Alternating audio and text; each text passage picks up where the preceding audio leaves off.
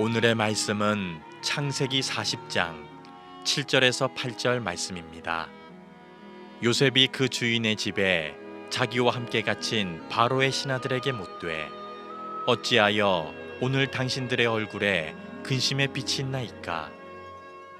그들이 그에게 이르되 우리가 꿈을 꾸었으나 이를 해석할 자가 없도다. 요셉이 그들에게 이르되 해석은 하나님께 있지 아니하니이까 청하건대 내게 이르소서. 아멘. 요즘은 예술의 분야가 융복합으로 굉장히 다양해지고 있습니다. 여러분, 수화 아티스트라는 말을 들어보셨습니까? 수화로 그림을 그리거나 수화로 무대에서 공연하는 예술가를 말합니다. 우리나라에도 이런 예술가가 계신데 박지후라고 하는 분입니다. 아마도 작년 10월에 전국 장애인 체육대회 개회식에서 이분이 공연을 한 걸로 알고 있습니다. 이분은 왜 남들이 주목하지 않는 이런 예술 분야의 활동을 하는 걸까? 이분의 삶의 스토리를 들어봤습니다. 원래는 아주 평범하고 행복한 그 가정에서 자라던 아이였답니다. 그런데 초등학교 4학년 때 아버지가 불의의 사고로 세상을 떠나게 되시고, 그리고 그 사고의 충격으로 어머니가 한쪽의 청력을 잃게 되십니다. 여기서 불행이 끝나면 좋았을 텐데 잊을만 할 때 또다시 불행이 찾아옵니다.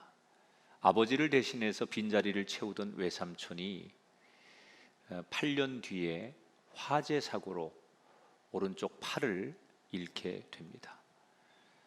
갑자기 또 연이어 닥친 이 불행에 이분은 너무나 힘든 시간을 보냅니다. 그런데 할 수 있는 게 없는 거예요. 그냥 버티는 겁니다. 그런데 그렇게 버티다 보니 자기보다 더 힘들어할 엄마를 보면서 그 엄마와 대화하기 위해 수화를 알게 되고 수화를 배우면서 이 수화에 흥미를 느끼게 됩니다.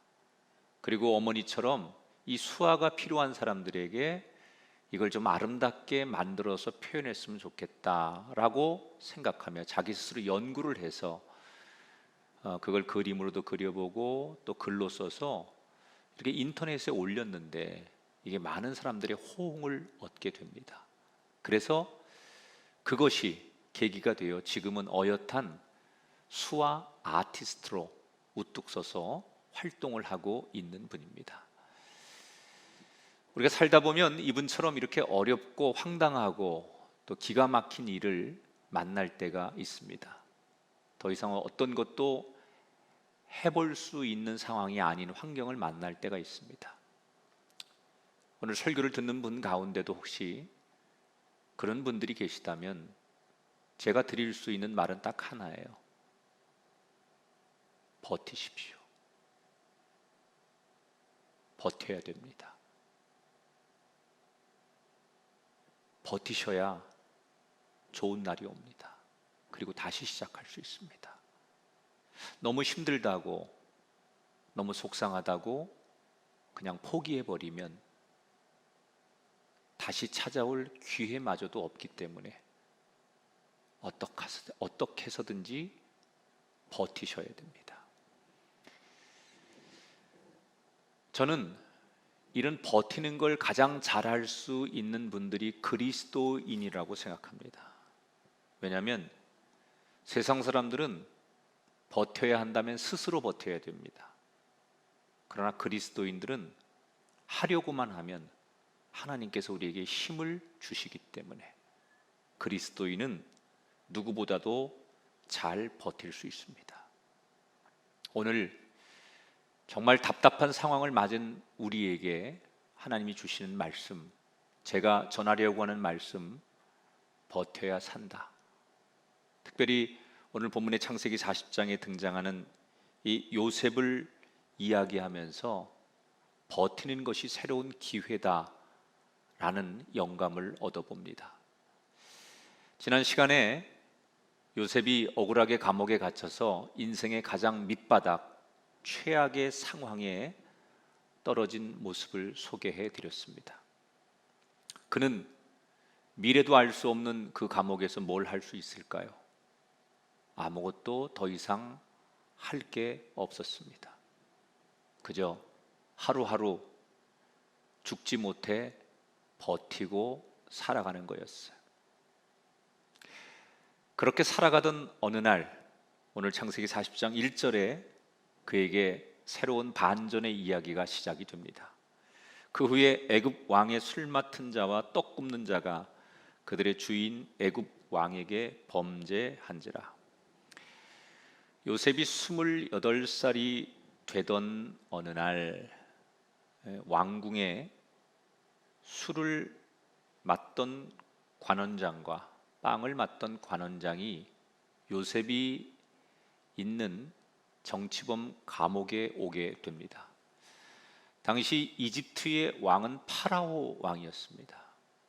술 맡은 관원 또는 빵 맡은 관원, 이 사람들은 어떤 사람들일까? 이 고대 중동에서는 왕을 독살하는 일들이 아주 심심치 않게 일어납니다. 그래서 우리 역사에 마치 그 조선시대 기미상궁처럼 왕이 먹는 음식을 책임지는 사람들이 있었습니다. 근데 상식적으로 이 사람들은 왕이 믿을 수 있는 사람들이어야 돼요. 왜냐하면 잘못해서 왕의 생명을 독살할 수도 있고 신변에 위험을 줄 수 있는 사람들이기 때문에 굉장히 신뢰하는 사람들이었고, 그래서 겉보기보다는 굉장한 고위 관리입니다.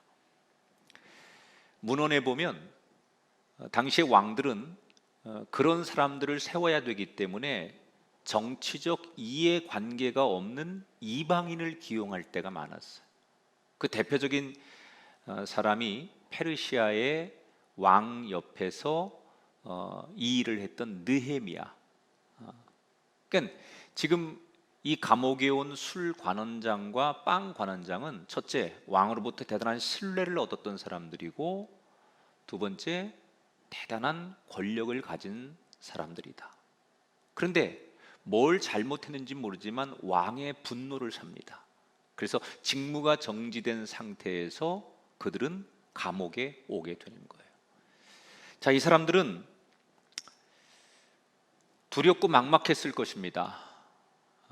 왕의 눈밖에 나서 감옥에 왔으니 이제 사형을 당할 수도 있고, 혹시 죽음을 면하더라도 자기들이 예전처럼 그런 자리에 가서 왕을 섬기며 권력을 누릴 수 있을까? 미래에 대한 두려움도 있었습니다. 한편 이런 대단한 고위 관리가 감옥에 왔으니 감옥을 관리하는 간수와 또는 간수장들은 마음이 어땠을까? 지금도 여러분 고위 공직자들이 이렇게 교도소에 가게 되면, 구치소나 이런 데 들어가게 되면 그 구치소장이나 교도소장들 또는 교도관들이 일제히 긴장을 합니다. 그리고 수칙이 허용하는 한에서 그들에게 많은 걸맞는 대우를 준비합니다. 이때도 그랬습니다. 지금 한때는 정말 왕 옆에서 실세나 다름없는 최고 거물 관리가 감옥에 오자 간수장들, 간수장, 또 교도관들이 다 긴장을 하죠. 그리고 이 두 관원장을 어떻게 잘 모셔야 될까? 이렇게 고민을 하다가 문득 요셉을 생각한 거예요. 요셉은 굉장히 지혜롭고 이미 사람들로부터 신뢰를 얻고 있었고 성품이 너무 좋은 사람이잖아요. 그래서 요셉에게 이 감옥에 온 두 관원장을 잘 좀 모셔라, 시중을 좀 들어달라, 이렇게 얘기를 합니다. 요셉은 자기에게 떨어진 이 일을 해야만 됩니다. 어떻게 이 두 사람을 섬겼을까요? 그렇게 나름대로 자기에게 떨어진 그 일을 감당하기 위해서 요셉은 하루하루 보내던 어느 날 아침이 되었는데 두 관원장이 너무 표정이 안 좋은 거예요. 그래서 물어봅니다. 아니, 밤새 무슨 일이 있었길래 이렇게 표정이 어둡고 근심 어린 얼굴을 하고 있습니까? 이때 두 관원장이 요셉을 바라보며 자기들이 밤에 꿈을 꿨는데 이게 분명히 신의 계시인 건 알겠는데 이 꿈의 내용이 무슨 뜻인지를 잘 모르겠다는 거예요. 고대 중동, 특히 이집트 사람들은요, 신이 자기들에게 어떤 것을 말할 때 꿈을 통해서 계시한다고 믿고 있었어요. 그래서 꿈을 기다리기도 하고 꿈을 꾸고 나면 반드시 그렇게 해석을 하는데 이것이 분명히 신이 주는 계시인 건 알겠는데 자기들에게 일어날 미래를 얘기하는 건데 무슨 뜻인지 해석이 안 된다는 거예요. 그래서 너무나 답답하다는 거예요. 그때 요셉이 그 이야기를 듣고 두 관원장에게 오늘 8절에 보니까 이렇게 말합니다. 해석은 하나님께 있지 아니하니까 청하건대 내게 이르소서. 뭐라고 얘기해요? 그거 하나님께 물어보면 하나님이 해석해 줄 겁니다. 나한테 그 꿈을 얘기해 주시면 내가 하나님 앞에 기도하고 하나님께 물어보겠습니다. 여러분, 저는 이 장면에서 요셉이 신부는 노예고 지금 상황은 감옥에 있지만 아직도 영적인 자신감은 충만하구나라는 걸 발견했어요. 하나님 얘기를 하면서 하나님께 물어보면 하나님이 모든 것을 쥐고 있으니까 하나님께서 가르쳐 주십니다 라고 자신 있게 얘기하는 요셉을 보면 하나님에 대한 영적인 자신감이 넘쳤구나. 세상을 바라보면 막막했지만 하나님을 바라보고 하나님을 묵상하면 영적으로 충만한 자신감이 있었던 요셉처럼 저와 여러분도 그런 사람이 되기를 주의 이름으로 축복합니다. 자, 이런 요셉의 말에 두 관원장이 이렇게 응답을 하는데 저는 이 장면이 굉장히 중요하다고 생각을 해요. 자, 9절을 볼까요? 술 맡은 관원장이 그의 꿈을 요셉에게 말하여 이르되. 자, 한번 저를 따라서 요셉에게 말하여 이르되. 여러분은 이 장면을 어떻게 생각하실지 모르지만 저는 이 무심코 넘기는 이 장면에서 굉장히 깊은 메시지를 하나 발견했어요. 자, 한번 보세요. 이 두 관원장은 엄청난 고위직에 있다가 감옥에 갇힌 사람이에요.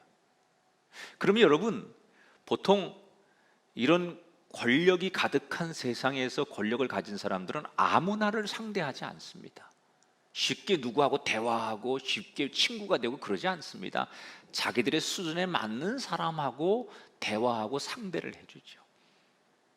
하물며 요셉은 여러분 히브리 출신의 노예 아닙니까? 이 두 관원장이 보면 근본도 없는, 상대가 되지 않는, 마주할 수도 없는 그런 사람입니다. 자기들의 시중을 들어주니까 몸종이라고 생각하고 뭐 청소도 시키고 빨래도 시키고 이런 허드렛 일을 시키는 정도의 상대라고 생각한 거예요. 그게 맞는 거예요. 그런데 지금 그 며칠 사이에 두 사람이 어떻게 변했습니까? 자신들의 인생 운명이 달린 가장 중요한 문제를 스스럼 없이 털어놓는 거예요. 누구에게? 요셉에게.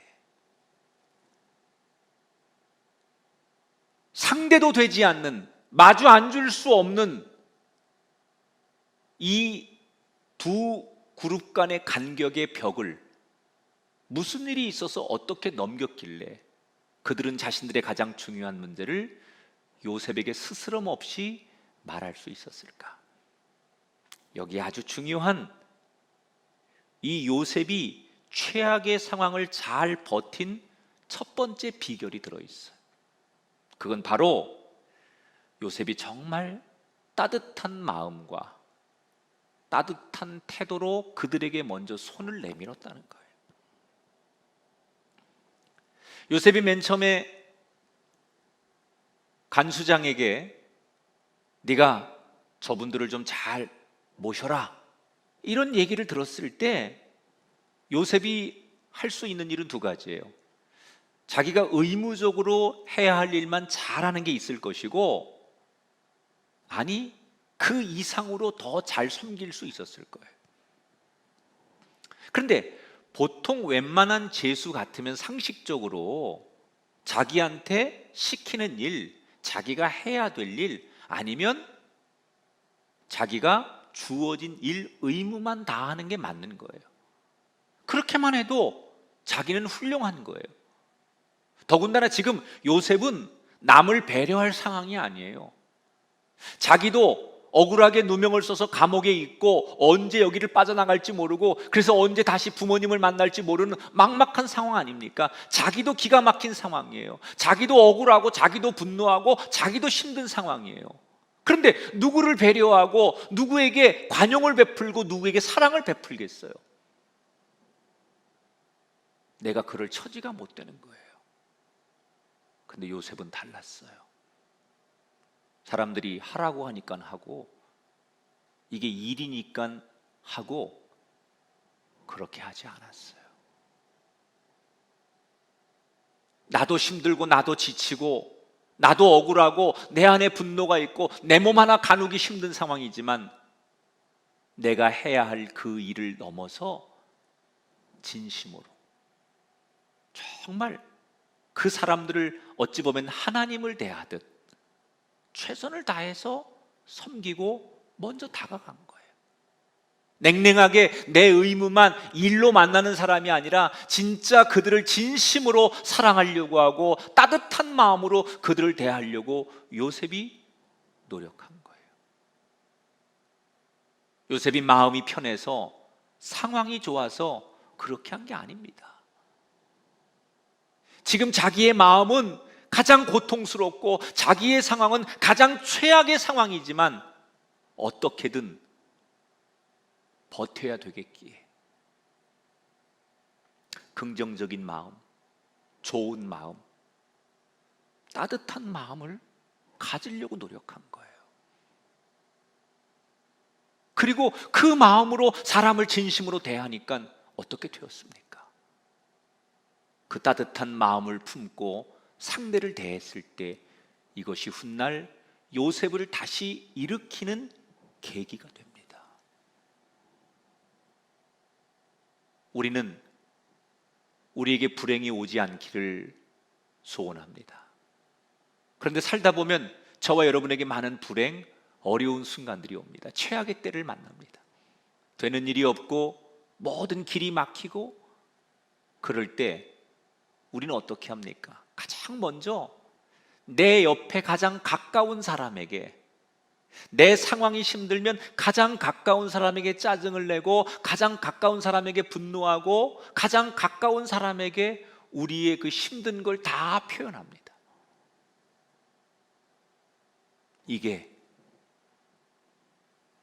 고수와 하수의 차이라고 할까요? 이게 요셉과 우리의 차이 아닙니까?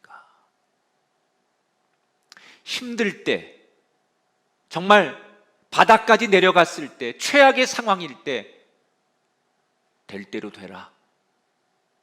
그리고 무작정 내 주변의 모든 사람을 적으로 보고 분노의 대상으로 보는 것이 아니라 힘들지만 최악이지만 마음을 놓지 않고 따뜻한 마음으로 내가 만나는 사람들을 존중하고 그 마음으로 살아갈 때 하루하루를 요셉이 버텼다는 거예요.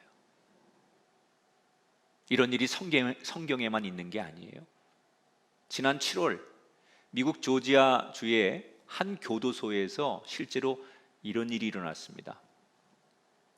홉스라고 하는 교도관이 있었는데 하루는 그 재소자들이 있는 그 감방을 순찰하기 위해서 밤중에 그곳을 지나갑니다. 그러다 갑자기 이 홉스라는 교도관이 그 자리에서 쓰러집니다.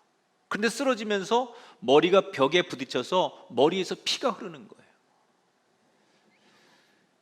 그런데 주변에 지금 도와줄 수 있는 사람이 아무도 없습니다. 이대로 그냥 시간이 흘러가면 이 사람은 죽을 수밖에 없습니다. 이 절체절명의 위기의 순간에, 그런데 다행히도 한 수감자가 이걸 본 거예요. 그 감방 안에서 조그마한 그 문으로 홉스를 보다가 홉스가 쓰러진 걸 우연히 본 거예요. 그리고서는 이 쓰러진 교도관을 다시 깨우려고 소리를 지르면서 감방문을 막 두들기 시작합니다. 일어나야 된다고, 정신 차려야 된다고, 거기 그냥 그대로 누워있으면 죽으니까 소리를 지르면서 홉스의 이름을 부르기 시작합니다. 그러자 또 다른 몇몇 수감자가 하나 둘씩 홉스를 깨우기 위해서 같이 소리를 지릅니다.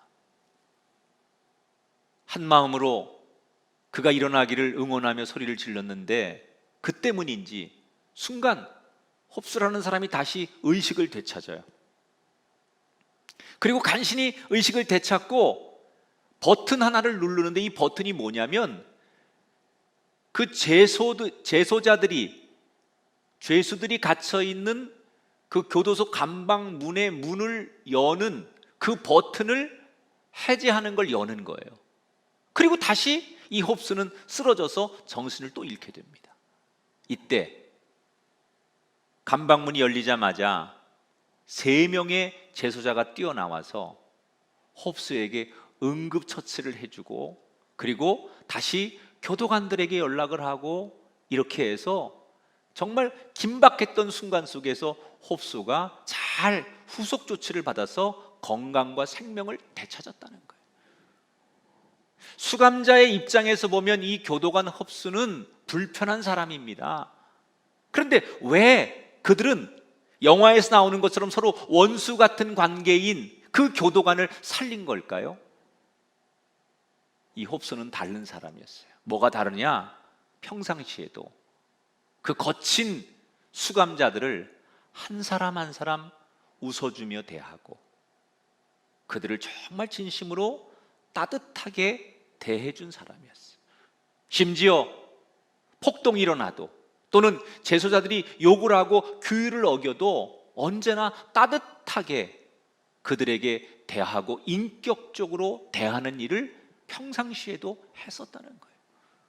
그리고 그 따뜻함을 알았던 수감자들이 그 절체절명의 위기의 순간에 그를 살려줬다는 거예요. 힘들다고 온통 소리치고, 힘들다고 다 인상 쓰면 우리의 가정과 우리가 사는 세상이 지옥이 되지 않겠습니까? 힘든 건 다 똑같습니다. 그때 누군가가 웃어주고 따뜻한 마음으로 다가갈 때 지옥이 될 뻔한 우리의 가정이, 우리가 사는 세상이 천국이 되지 않겠습니까? 어떻게 버티시겠습니까? 따뜻한 마음으로, 긍정적인 마음으로 버티셔야지요. 내 안에 온통 분노와 증오와 부정적인 감정들을 가지고 이를 악물고 버티면 그건 버티는 게 아니에요. 아니, 버틸 수가 없습니다. 선한 마음, 따뜻한 마음, 요셉이 품었던 그 아름다운 마음들이 지금 우리에게 더 필요합니다. 하나님이 그런 사람을 주목하고 계시고 그런 사람을 일으켜 주실 줄 믿습니다. 자, 이 요셉의 영적인 자신감 앞에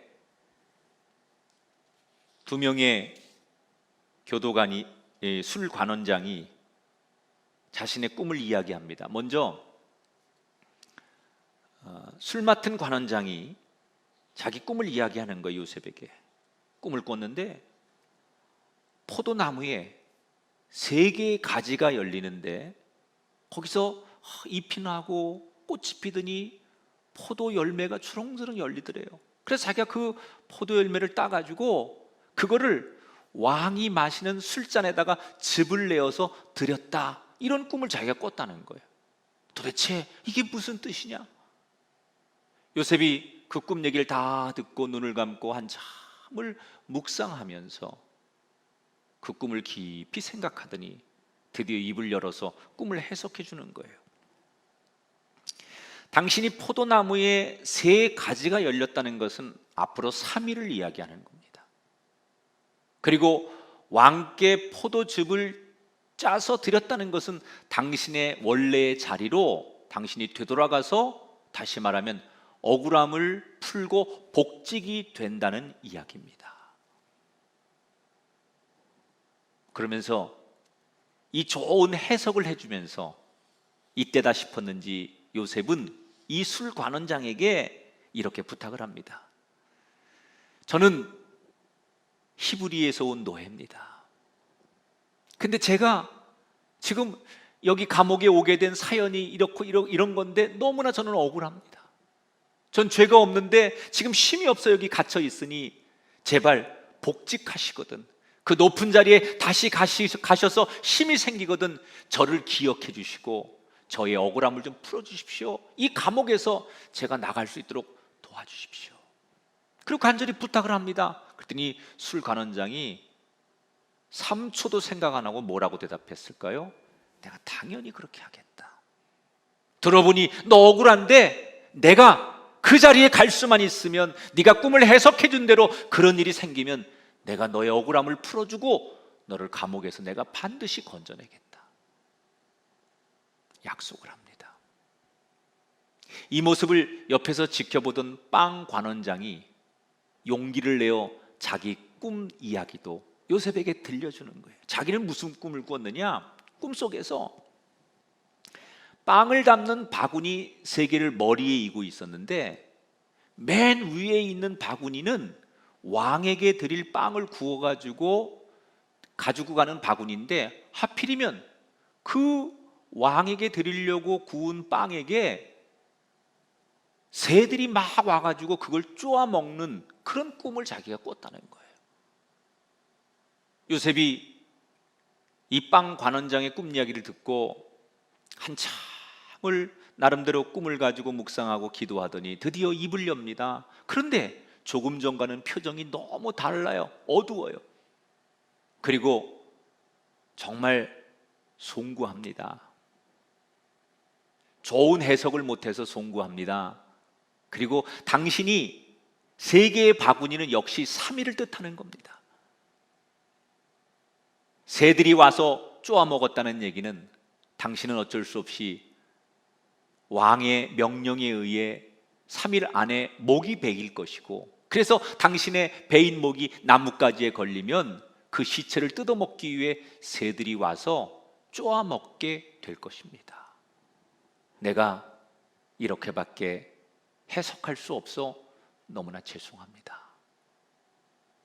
그리고 요셉은 나가요. 술 관원장과 빵 관원장이 너무 다른 해석을 듣고, 한 사람은 기대에 부풀려 있고 한 사람은 이 꿈이 아무것도 아니기를, 그리고 저 요셉의 해석이 전혀 근거 없는 그냥 짓거리는 해석일 거다라고 스스로 위로하며 아무 일이 없기를 바라죠. 어떻게 되었을까요? 3일이 지났습니다. 3일이 지난 날 이집트에는 어떤 날이냐? 그날은 파라오 왕의 생일입니다. 이 날을 맞이해서 왕이 잔치를 베푸는데 이때 빵 관원장과 술 관원장이 호출이 됩니다.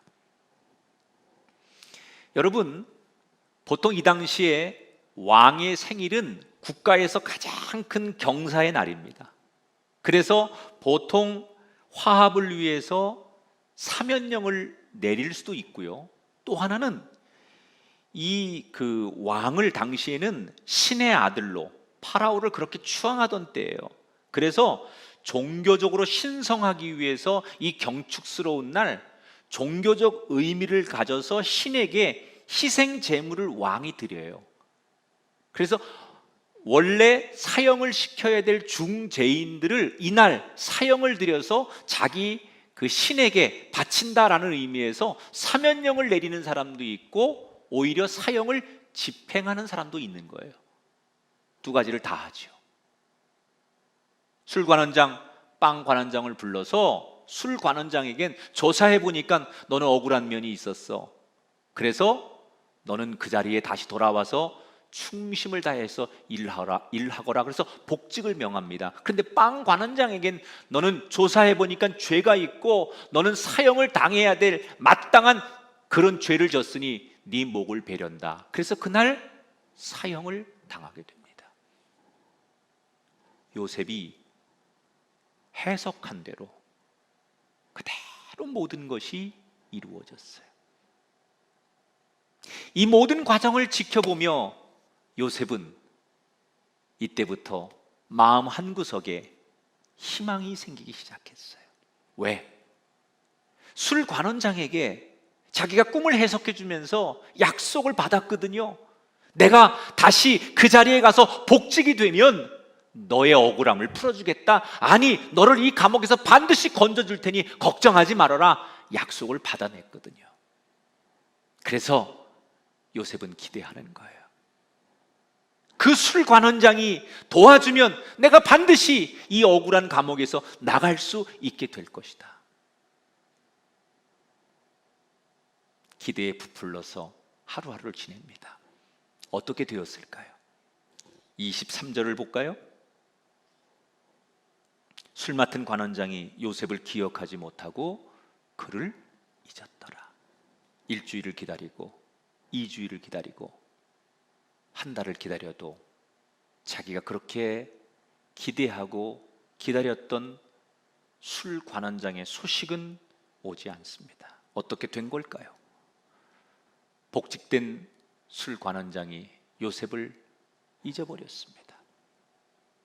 자기 일이 너무 바빠서 잊어버렸는지 아니면 하찮은 히브리 노예 감옥 안에서 요셉 따위하고 한 얘기는 약속이 아니라고 생각해서 잊어버렸는지 모르지만 술 관원장은 요셉에 대해서 요만큼도 생각이 없습니다. 처음에는 기대가 많았던 요셉이 시간이 점점 지나며 자기 기대와 다르게 아무런 도움을 받을 수 없게 되며 현실을 받아들이고 왜 내 인생은 늘 버림받는 인생일까? 형들에게도 진심을 다해 형들을 좋아하고 형들을 섬기고 솔직했는데 형들에게 버림받았고 이집트에 와서 자기 주인 보디발을 위해 충성을 다하고 자기는 의리를 지키고 정의롭게 살았는데 그 주인에게도 버림받고 감옥 안에서 누구보다 더 진심으로 진정한 마음으로 사랑하고 따뜻하게 대해주고 최선을 다했던 술 관원장까지도 자신을 버렸어요. 왜 내 인생은 늘 이렇게 버려지는 인생일까? 원망의 마음을 붙들고 희망 없는 그 감옥 안에서 하나님에 대한 섭섭함의 마음을 가지고 차가운 감옥 바닥에 눈물을 흘리며 잠이 들어가는 요셉의 모습으로 오늘 성경은 막을 내립니다. 여러분, 마치 영화의 한 장면처럼 이 요셉의 운명은 너무나 기구하지 않습니까? 특별히 감옥 안에서 온 마음을 다해 섬겼는데 꿈도 해석해주고 그 상대를 진심으로 걱정해 주었는데 자기에게 돌아온 건 자기 마음과 다르게 배신과 약속이 깨지는 버려지는 아픔이었어요. 왜 하나님은 요셉이 누구보다도 정직한 걸 아시고 따뜻한 마음으로 상대를 배려하고 사랑을 전했고 실천했던 이 요셉을 알고 계시면서 이 요셉의 삶을 건져주지 않는 걸까? 하나님이 요셉에게 꼭 전하고 싶었던 메시지가 여기 하나 있었어요. 그건 오직 하나님의 때를 기다리라는 거예요. 자, 요셉이 술 관원장이 감옥에 와서 꿈을 해석해 줄 때 요셉의 마음속에 한 쪽에는 어떤 생각이 있었느냐? 드디어 나한테 절호의 기회가 찾아왔다. 그리고 술 관원장이 감옥을 나간 때부터 이 술 관원장을 기다리는 거예요. 이 술 관원장이 나를 꺼내줄 수 있는 유일한 희망이라고 생각하고 언제 도와줄까? 이 술 관원장만 생각하는 거예요.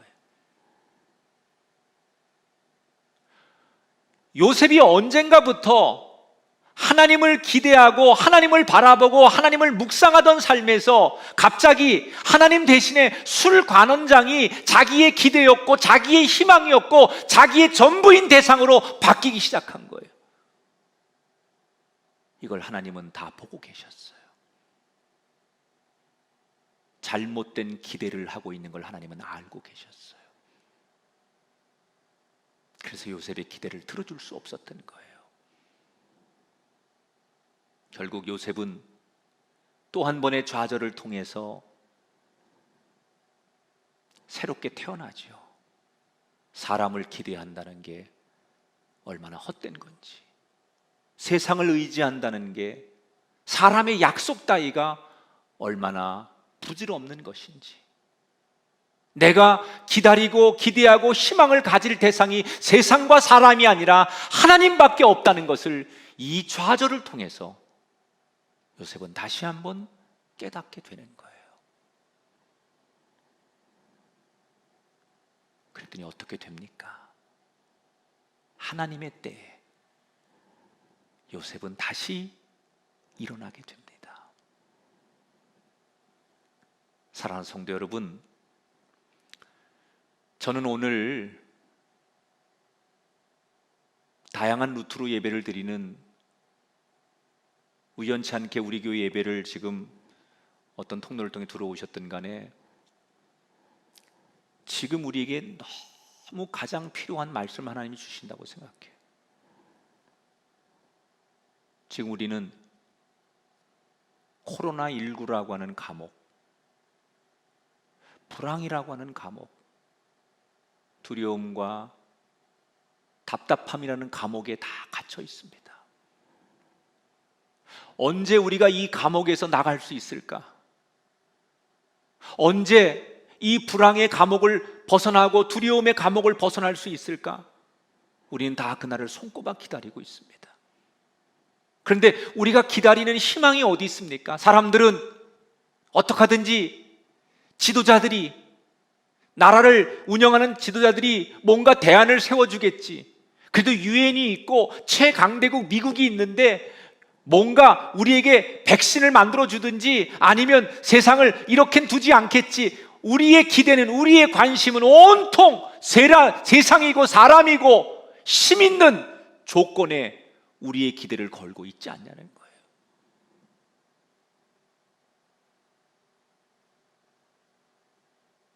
그런데 어떻게 되었습니까?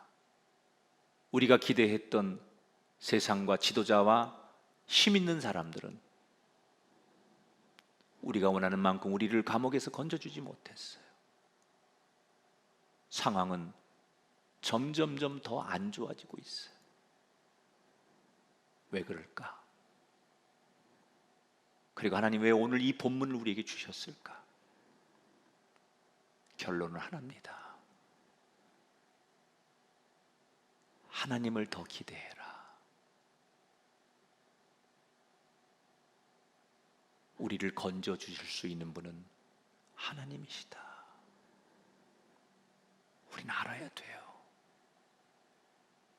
술 관원장이 나에게 구원이고 희망이고 전부라고 생각했던 요셉에게 하나님께서 그게 아니라는 걸 깨닫게 하시기 위해서 그에게 쓰디쓴 고통을 주셨던 것처럼 우리는 이 답답한 현실 앞에서 하나님이 아니고는 우리를 구원해주고 이 세상을 아름답게 만들어줄 분이 없다는 사실을 우리는 또 한 번 이 좌절과 절망의 고통의 순간에서 배워야 돼요. 이 답답하고 고통스러운 어려운 때를 우리는 어떻게 견뎌야 할까? 하나님을 바라봐야 됩니다. 하나님을 기대해야 합니다. 하나님의 때에 하나님밖에 하실 분이 없습니다. 이 고백을 드려야 됩니다. 지금은 당장 죽을 것 같은데, 지금은 당장 꼼짝도 못하는 너무나 절망적인 상황인데, 그래도 하나님 우리를 버리지 않을 것이다. 이 한 가닥에 하나님께 소망을 두는 사람을 하나님은 결국 버티기도 하시고 다시 일으키기도 하십니다. 사랑하는 성도 여러분, 얼마나 힘드십니까? 얼마나 답답하시고 얼마나 억울하십니까? 그러나 버티셔야 됩니다. 지금은 어떻게 하든지 버티셔야 됩니다. 그 버티는 힘의 근거는 어디서 오느냐? 마음의 따뜻함, 마음의 긍정적인 하나님 주시는 그 마음을 소유할 때 버틸 수 있고, 우리가 기대하는 건 세상이 되면 안 돼요. 하나님밖에 없습니다. 그래서 오늘 다시 그 자리에서 무릎 꿇고 하나님을 묵상할 때 우리는 또 하루를 버티고 또 하루를 버텨 마침내 요셉처럼 다시 우뚝 서는 날을 맞이하게 될 줄 믿습니다. 요셉의 반전의 역사, 반전의 인생이 저와 여러분 가운데도, 이 땅 가운데도 펼쳐지게 되기를 주님의 이름으로 축원합니다.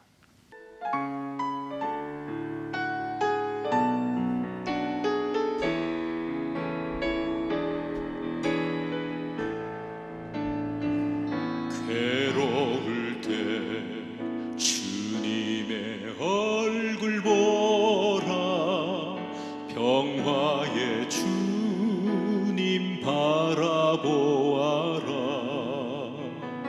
세상에서 시달린 친구들아,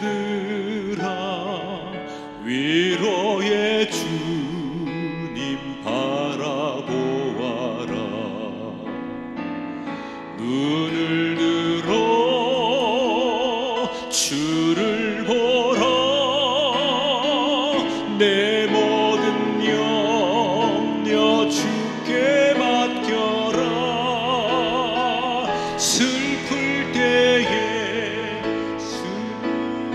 얼굴 보라, 사랑의 주님 안식 주리라. 힘이 없고 내 마음 연약할 때 능력의 주님 바라보아라. 주의 이름 부르는 모든 자니 힘주시고 늘 지켜주시리. 눈을 들어 주를 보라, 내 모든 염려 주께 맡겨라. 슬플 때에 주님의 얼굴 보라, 사랑의 주님 안식 주. 눈을 들어 주를 보라, 눈을 들어 주를 보라, 내 모든 염려 주께 맡겨라. 슬플 때에 주님의 얼굴 보라, 사랑의 주님 안식 주리라.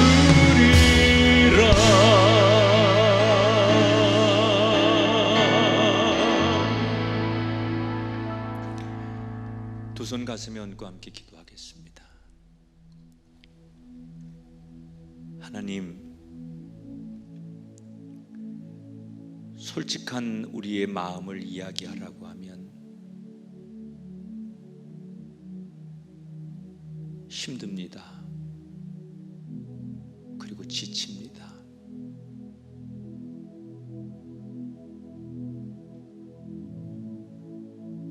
그리고 소리치고 싶습니다. 그런데 하나님이 우리에게 잠잠하고 때를 기다리라고 하셔서 다시 그 말씀 앞에 엎드립니다.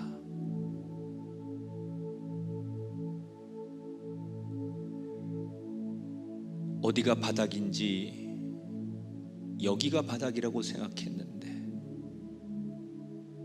더 밑으로 끝없이 내려가는 우리의 삶을 보면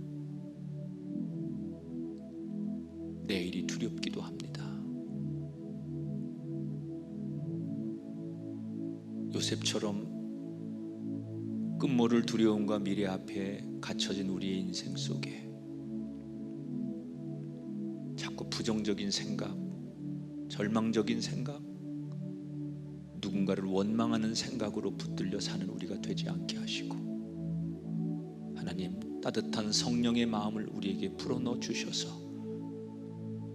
그래도 한 줄기의 희망처럼 우리가 살아가는 세상에 내가 누군가를 따뜻하게 대할 수 있는 사람이 되게 하여 주옵소서. 나마저도 소리치고 절망하고 분노하면 진짜 우리 가정, 내가 살아가는 세상은 지옥판이 될 겁니다. 나라도 따뜻한 마음 갖게 하시고 만나는 사람에게 웃어줄 수 있게 하시고 하나님의 그 희망과 소망을 나눌 수 있는 도구가 되게 해 주옵소서. 특별히 요셉이 하나님을 신뢰했고 또 하나님을 의지하다가 어느 때 사람과 세상을 의지하며 좌절을 경험하는 그 이야기를 들으며 지금 내가 꼭 그렇게 살고 있는 것은 아닌지 돌아보게 하시고 내가 의지하고 기댈 수 있는 것은 사람이 아닙니다. 여호와 하나님 당신분밖에 없습니다. 애굽 땅의 재앙을 멈추게 하셨던 하나님, 당신만이 우리의 희망이고 기대이시며 구원이십니다.